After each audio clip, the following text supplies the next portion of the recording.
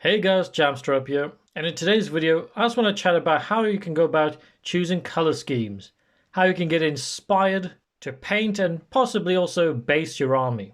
Now there's a lot of ways to go about this, but I'm not going to be talking about color theory and wheels and swatches and all that kind of stuff because well, one, I'm colorblind, so I ain't got time for that. And I think that kind of stuff is, I mean, it's definitely a handy tool out there if you can't think of like colors that match and all that kind of stuff. Definitely use that tool as well. But for me personally, I'm more of a visual kind of person. I like to see the end result, get inspired, maybe listen to like some stories and lore about it. But yeah, I'm definitely going to be getting into all these kind of techniques and, well, not techniques, just different ways I go about it. Now, firstly, the most important way I go about it, the first kind of port of call for me when I'm looking at a new army or a new faction or something like that, I look at artwork or just other people's miniatures. So, for example, if you go onto Google, type in Space Marines, go onto the images, and you'll see a buttload of them. You know, scroll down, you can see artwork, you're going to see other people's armies and Marines. You'll definitely find something interesting. I mean, even the artwork that GW does is really interesting, but we'll go through that in a minute as well. So for me personally, Googling the armies and stuff that you're looking for is a great way. Or alternatively, I would also recommend Instagram. You can search like hashtag Space Wolves or whatever like that. And to be honest, that's pretty much how I've got most of the ideas for my armies. Like my Chaos Space Marine army, I just typed in Chaos Space Marine artwork on Google, went through all the ones and eventually found an image that really spoke to me. Loved the colors, loved the kind of aesthetic of it. And I thought, you know what, that's what I'm going to go for. And you could do the same thing with like Space Wolves and stuff like that. Look at artwork, they normally got a grey color, which I kind of liked. And that moves me on to the next thing. So obviously, the internet is a massive resource, obviously. But the next best thing, and this actually comes in two parts here, is get your Codex or your Battle Toe. This thing is absolutely crammed with artwork, painted miniatures, and the next thing we'll talk about is lore. But firstly, let's have a quick look at this book here, my ogres here. I know it's not Space Marines or whatever, because I know a lot of people probably want to look at color schemes for them. But yeah, this image right here. So I was kind of struggling with my ogre army. I was like, do I give them more tan skin, lighter skin? And another thing about the artwork as well, and also lore, can help you with your basing ideas as well. So this image here, I was like, you know what? This image here really speaks to me. I love the artwork. I love the kind of like story that's going on here. I was like, so what colors are in this image? So I was looking at, okay, so look, there's the trousers. What color are they? Do they mix and match different colors? What are the loads of silver instead of golds? All that kind of stuff. You can really see some really great references here. So like I said, there's absolutely fantastic art in here. Sometimes they even give you like painting techniques and how you can go about it. And sticking to codexes and stuff like that, my next kind of thing as well is if you do have a few armies and you're struggling to think of a color scheme, think of what is like maybe something you haven't done yet. So if I bring up some examples here, so for example, okay, I've got this Space Wolf here.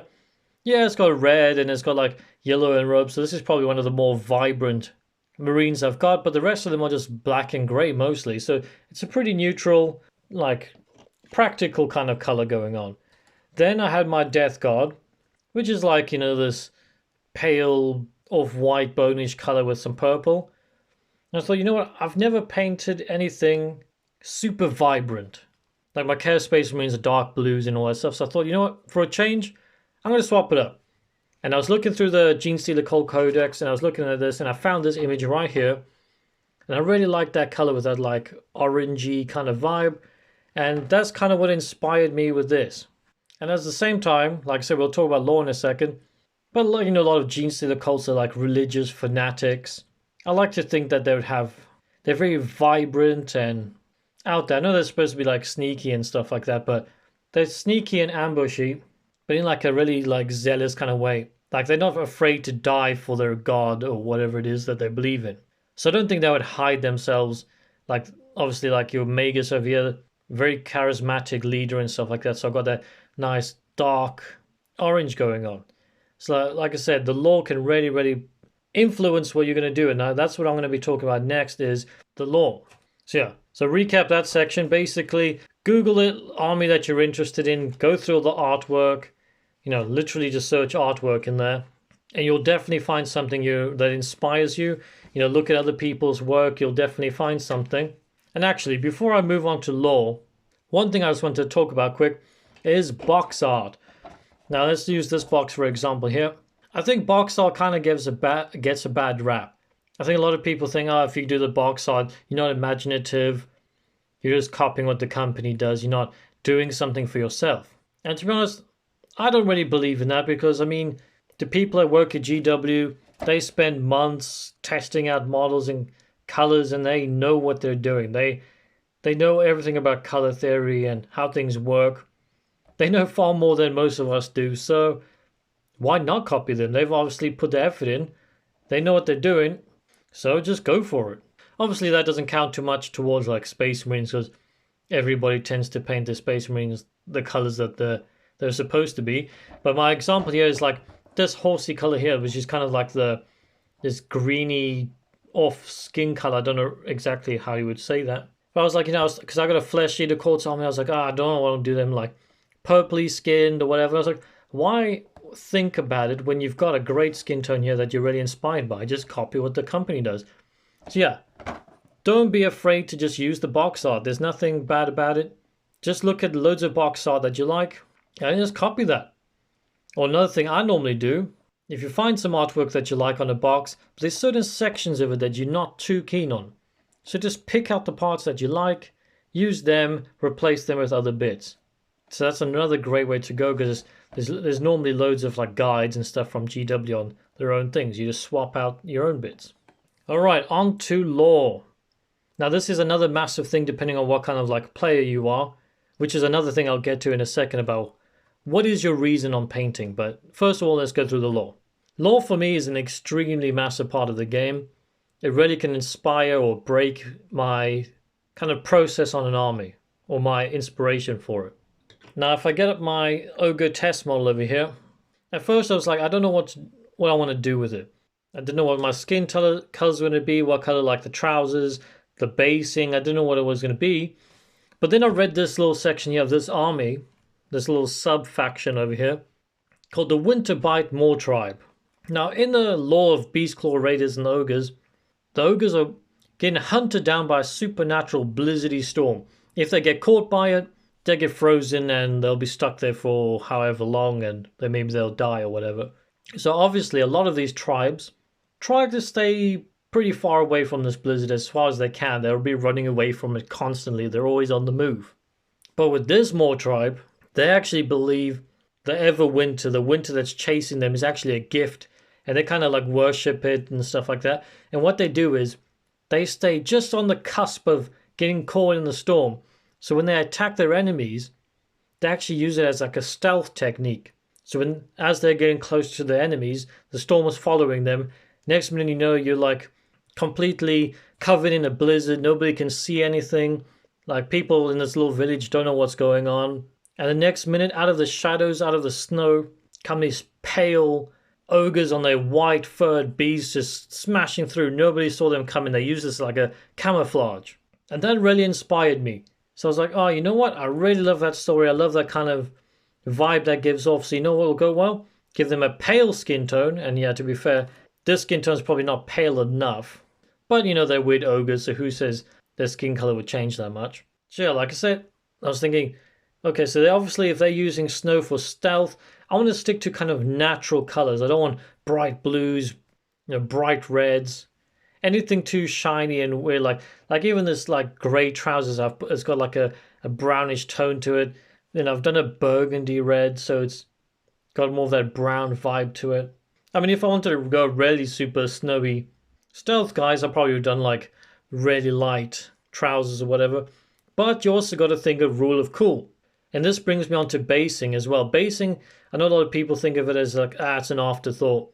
But the color of your army is just the color. The base sets the world that your model is in. Tells you what planet they're on, what battlefield they're on, who are they, and where are they. So if these guys are super snowy and they're always close to this blizzard, then that tells me, okay, so this guy's base needs to be absolutely riddled in snow, really deep snow. And that inspires me, and it kind of tells me what I need to do with my colors as well. So if this is going to be super white, then I can't have too much light color there because it's going to kind of fade away. So between like the black boots and the kind of brownish tones there and the really white base, he's really going to pop out. You want your base to be kind of like an opposite color, or at least on the like other spectrum, like cold and warm, all that kind of stuff, so it really pops out. So like I said, the lore and everything has kind of inspired me of how I'm going to go about this guy. And like I say, with basing, like say for this example, it really tells you where your army is and what they're doing. So hopefully with this one, you could probably tell, this guy's probably in a destroyed city because they're Death Guard and they attack planets and stuff like that. I'd imagine they're probably going through cities where there's massive populace. They're not going to be out in a grassy field slaughtering some goats or something. So yeah, they're definitely going to be in a city where they can wreak the most havoc. So obviously, like I say, bricks, some like little iron grid kind of stuff, rubble, lots of greys. And once again, grey's a good color because it pops off of pretty much anything. So yeah, you've got to think of your own lore as well. So the basing and everything can definitely also help you with the rest of your color scheme. Now for my wolves, for example, probably not the best one because they're grey. And then the floor is kind of like a cold, whitey thing. It doesn't pop as well. But yeah, basing is definitely something you want to think about. It's not really, if you don't care, it's not a big deal. Just slap on some grey sand or whatever. But it can really tell a story on your miniature. The colors you use, the textures, everything. It's, like I said, tells a story of your army. The color and everything is cool. It's really important. But the base is the theme. Yeah, so one last example here quickly. Like with my flesh eater cord vampire dudes, I kind of wanted them to be in like a damn foresty, overgrown kind of place that's kind of been forgotten, and they're just hiding in this place. So I've got like nice broken cobblestone paths, some trees growing up, there's like rubble, some skulls and stuff like that. And because it's going to be quite like brown and stuff like that, I've actually put in, I'm going to put some like lavender flowers on here as well. But it kind of makes me think like, okay, what color will pop with the skin? So if everything's brown and greens, do I want to do green skin so he blends in? Or do I want to do more of a purpley tinge so he really got that opposite side, a bit more of a colder feeling? So yeah, especially if you're like making Space Marine like your own chapter or something like that, really think about your lore and what's the planet that they're from. It can really help you with like your color scheme and all that, like what is their environment that inspires them. Like I said, for this guy, I'm going super snowy, so I want kind of, and he's going to be like hiding in the snow, so I want like a pale skin, earthy colors. But if I was making a model that's on a deserty floor, then I want something that either blends in with the sand or goes opposite to the sand so it pops out more. So for me, basing is definitely a massive part in the hobby, super important for your colors. And one last thing actually before I go for this whole tangent of basing, because I decided on the lore that inspired me to make snowy bases, that's also in turn inspired the color of like these beasts as well. Because usually Arctic beasts are going to have some sort of fur. I mean white fur, sorry, obviously they're going to have fur. So yeah, which inspired me to go for this like dirty white. Because I imagine it's pretty dirty animal, so he's not going to be super clean. But he's kind of got that white tone, but it's also warmer than the snow, so he kind of stands out. Whereas if I was going for a jungly base floor, I'd obviously maybe give him some like brown colors and stuff like that. And before we go off the lore thing as well, another thing you can think about, are these guys good? Are they bad? Are they evil? How sinister are they? So with these Chaos Space Marines, this was a test model I haven't finished yet. But I was like, I want like, Black Legion, they're like black, but I don't want to go black, I want a really dark color.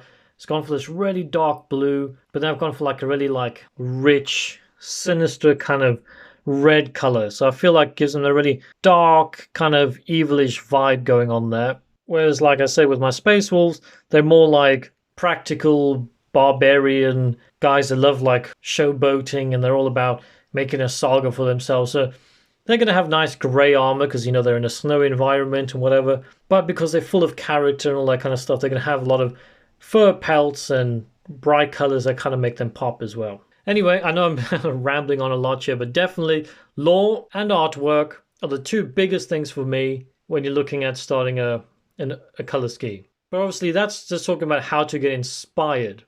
But another thing you also want to think about, like say, what is your main color going to be on the army? So let's use like power armor guys, for example.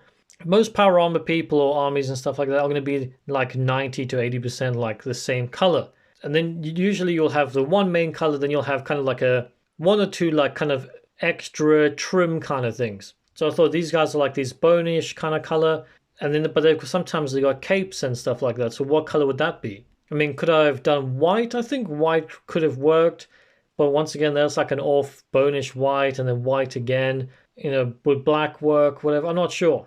So you got to think about what's your trim color. Your trim color normally wants to be also kind of on the opposite spectrum as well, so it gives you that nice contrast. So yeah, let's get this guy because he's a bit more normal. So like I said, wolves for me on my ones, most of it's gray, which is a very boring neutral color. So obviously I use a lot of rich golds to make it pop out. You know, space wolves tend to have a lot of yellow. I've added in some nice rich red down there. You know, I've got that gold, the reds, and the browns really make it pop. It's the opposite to 90% of what the model is. So you really want those like accessory colors to really make those your normal color pop out a lot more. And like for example, this one is kind of the opposite in some ways. The number one color here is obviously that really dark, rich kind of orange. And I was like, well, I can't add any more like rich colors in here. It'll look crazy. So I decided to go for really cool colors. So I've got like this weird like purpley kind of color there. You know, the black boots, this little rim thing here is just gray. You know, gray's a nice neutral color. But at the back, there's a little bit of like that bonish color just to help it pop out a little bit. Yeah, but mostly the orange is the main color. Everything else is just kind of cool around it so it doesn't get too crazy. But like I said, that's kind of going to color theory. That's not what we're really talking about here. We're talking about what's the fun stuff, getting inspired. So one of the last things I kind of want to talk about when you're trying to choose a color scheme and all that kind of stuff is why are you painting? What's the reason of your kind of thing and how motivated are you to painting? So if you're someone, you don't really like painting, maybe just like going to tournaments, you just want to play the game, you don't want to paint, or you just don't have the time, or you just don't feel like you're skilled enough, then either you got two choices. You can choose an army that's really easy to paint like Necrons or Space Marines, or you just choose really, really easy color schemes. So if you want some Space Marines, I mean, most of the time they're easy. So you can do whatever you want on them. But you don't want anything too crazy, too many things. So you know what? Maybe just paint them silver and give them a wash and a dry brush and then you're done. You know, don't choose colors that are notoriously known for being quite difficult. Don't think, oh, I don't feel like painting these, but then you want to paint white scars which are white or Imperial Fists that are yellow. If you don't have the time or you don't want to paint, choose colors that are known to be really easy to paint out. Like I think blue is quite an easy one. Most darker colors, they can cover pretty easy. So yeah, that's definitely a really important thing. You got to think about the time you have, the effort you want to put in, and then you choose a color scheme. If you don't have the time, don't choose like an absolutely mental army with loads of detail and then try paint every single detail a different color. So that's a really important thing when you come into choosing your color schemes and stuff. Is just think about why are you painting it and how much time do you have to put into that army. And lastly, the most easiest way to that's English, right? The easiest way to choose a color scheme is just choose your favorite colors. I mean, if you love purple, you know, paint your stuff purple. And then find a nice color that goes with it, like purple and gold or something. I mean, like I was actually thinking, because I'm trying to think of a new Space Marine chapter for like a new custom homebrew thing. I was thinking, you know, my YouTube channel is kind of just naturally turned into black, orange, and white are like my main colors. So it's like maybe I should try and make something like that. I like those colors. Yeah, that's like I said, that's the easiest way to go about it as well. Anyway, guys, so I've definitely been rambling on here for quite a while. Like I said, it's nothing like too in-depth about colors and stuff like that. My advice is browse through the Codex books, Google artwork, because I mean, that's the best way for me. I find an image and I'm like, wow, that's amazing. I want my army to look like that. Do some test models. Yeah, so Google, Instagram, colors of the armies you like. That's the best way for me personally. Look through your codexes and stuff like that. Next up is the lore. If you really, really like the lore of an army or where they're from or something like that, like I said with the ogres, there's an army that sits around in the snow all the time. So they're going to be pale. They use it as stealth, so they're going to have their beasts have white fur. Or my flesh eater courts, you know, they're going to be living in like a foresty, jungly bit, so maybe give them a green skin or if you want to pop from the purple. Like the basing really, really can tell a story and help you choose which colors your army should be. And like I said, one of the most important things is choose your main color and choose something that contrasts with it. The contrast is the most important thing for miniatures because, you know, they're tiny. They want them to pop out. You can see them. You know what I mean? So yeah, lore, artwork, your favorite colors, all that kind of stuff. Yeah, just go out there, start getting some visual inspiration, and to be honest, it'll just take over from there. You'll naturally start finding the way you want to go, and always do test models as well. So yeah, I think I'm gonna wrap this up, guys. Like I said, I'm rambling too long here. Hope this video was somewhat helpful for you guys to kind of help you figure out how to go about it the way I go about it. Like I said, nothing too technical about color wheels and color theory. I'm not going in depth into that kind of stuff. This is just a fun way to go about it. If you enjoyed the video, you know what to do. Comment below what you think and what kind of colors you tend to go for. There's a slight tangent here. One of the reasons why I went for this bone and purple kind of color, well, for one, in the lore, Death Guard back in the day used to be kind of like white armored. So I figured them having like an off-whitish, older bone kind of color kind of fits. But also, I had an army for Age of Sigmar, a skeleton army. So obviously skeletons are bone. And like the little clothy trim on the skeletons was purple. So when I came to do my Death Guard, I was like, oh, I can't think of what color scheme I want for them. And I was like, well, bone and purple worked pretty well for my skeletons. So I was going to do that again, but on a much bigger scale. So yeah, that's kind of how I came up with that. But yeah, so comment how you go about it. Some extra tips for people if they read the comments. And as always, guys, if you enjoy the hobby content, maybe check out my channel and subscribe. Until then, see you next one. Bye-bye.